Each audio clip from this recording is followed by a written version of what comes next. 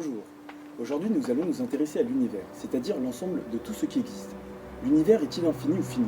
Notre univers est-il un univers parmi d'autres? Les scientifiques se posent de nombreuses questions existentielles et proposent des débats sans fin. La problématique philosophique de l'univers est un sujet qui dépasse l'humanité et dans laquelle aucune religion n'a le monopole de la vérité. L'univers est très difficile à définir.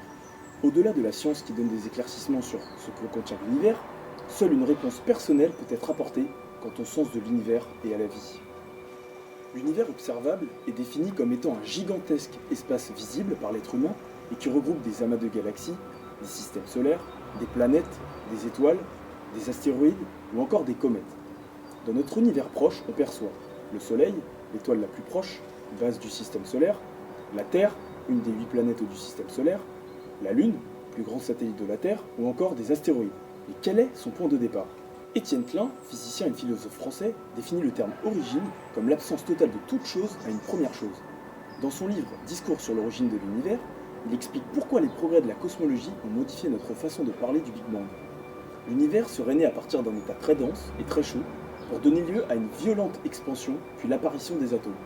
L'assemblage de ces atomes a permis de créer le deutérium, hydrogène lourd, et l'hélium.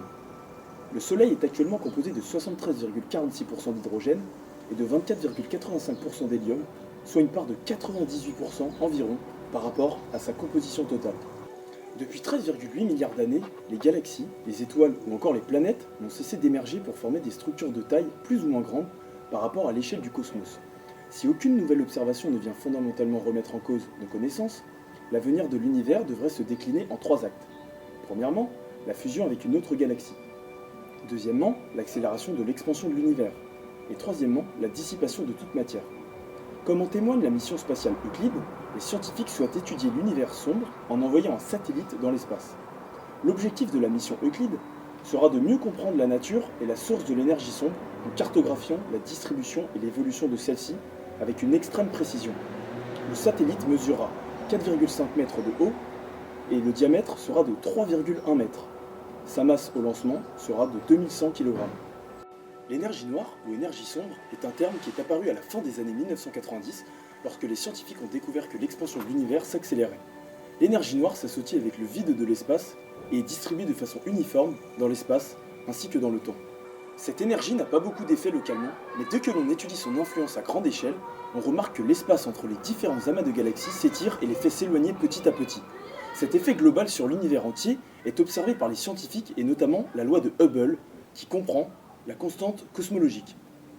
Quelques films ont illustré les découvertes scientifiques et le destin de l'univers. On peut citer l'Odyssée de l'espace, Interstellar ou La planète des singes, version 1968. Et par ailleurs, d'autres romans ont pu illustrer d'une façon ou d'une autre la physique quantique à travers leurs histoires. Si les actes énumérés précédemment ne se produisent pas, ce qui paraît peu probable, les protons ne se désintégreront pas et l'univers serait alors parsemé d'astres morts, suffisamment rares pour que jamais aucun d'entre eux n'en croise un autre. Ma vidéo est à présent terminée, merci d'avoir pris du temps pour le visionnage. Je souhaite remercier Patrick Peter, directeur de recherche au CNRS, pour m'avoir guidé sur le plan de mon mémoire. A bientôt!